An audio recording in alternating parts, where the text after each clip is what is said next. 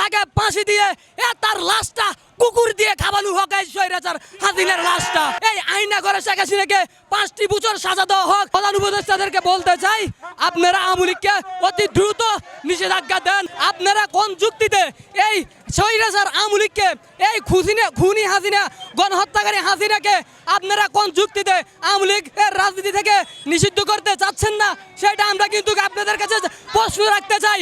যে খুনি হাসিনা 16 বছর ক্ষমতায় থাকাকালীন বাংলাদেশের মানুষের উপরে গুণ, হত্যা, নির্যাতন, এত অত্যাচার করেছে, সেই হাসিনা যদি আবারও ক্ষমতায় আসে এই বাংলাদেশে, তাহলে বাংলাদেশের ভবিষ্যৎ কিন্তু এর চাইতে বেশি ভালো কিছু করবে না।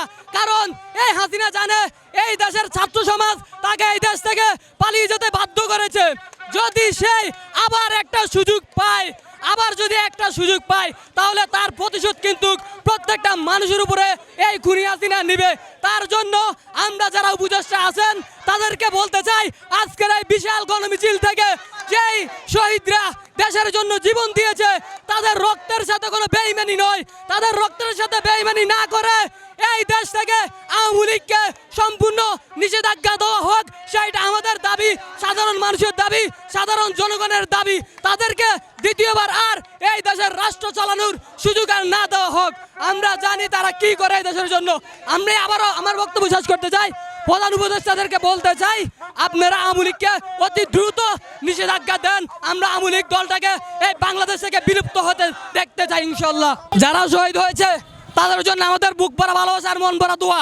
আমরা সবাই তাদের জন্য দোয়া করতে চাই, কারণ তারা শহীদ হয়ে এই দেশের 20 কোটি মানুষকে মুক্ত করে দিয়েছে। এই 20 কোটি মানুষ তাদের জন্য দোয়া করে, কারণ তারা যদি শহীদ না হতো এই 20 কোটি মানুষ আজকে মুক্তি পেত না। বাংলাদেশের মানুষ আজকে স্বাধীনভাবে এই রাস্তায় পতাকা নিয়ে হাঁটতে পারতো না।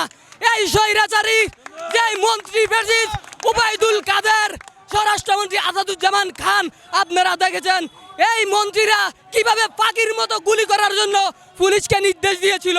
সেই পুলিশ আমার ভাইদেরকে গুলি করে রাস্তার ভিতরে একদম একটা পশুর মতো হত্যা করেছে।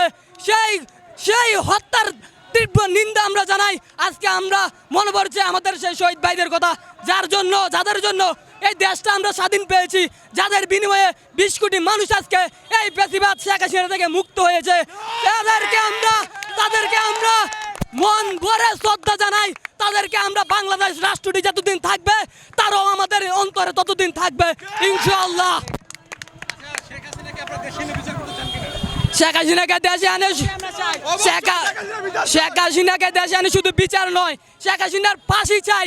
এমনকি যে আইনাঘর শেখ হাসিনা বানিয়েছে, যে আইনাঘরে মানুষকে অত্যন্ত নির্যাতন করেছে, আমরা চাই এই আইনাঘরে শেখ হাসিনাকে 5টি বছর সাজা দেওয়া হোক। তারপরে আইনাঘরে তাকে এই আইনাঘর থেকে ফাঁসির কার্যক্রম করে তাকে ফাঁসি দিয়ে তার লাশটা কুকুর দিয়ে খাওয়ানো হোক এই স্বৈরাচার হাসিনার লাশটা।